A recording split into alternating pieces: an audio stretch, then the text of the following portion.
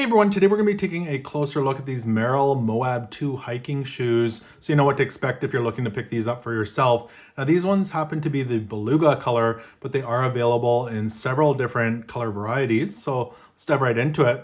We'll start out at the back of the shoe here. So you can see that the sole kind of wraps up around the back for protection. There is a loop here as well if you do want to hang your shoes off of that. We'll go down the side here. So it does say it's leather. It's a suede leather here with kind of mesh, and it does say it's waterproof there. It's got the Merrell accents there. Then coming around the front here on the toe, you can see it's kind of rubberized here, and it does wrap around the front as well.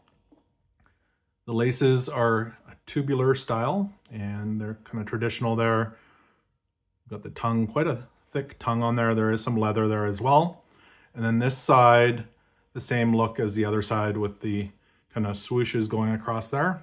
That wraps right around. It says Vibram on the side and the bottom. And check out all that grip. Great for rocks or mud or even snow. Lots of traction there. And these are built quite well. So the tongue is quite thick, as well as the sides.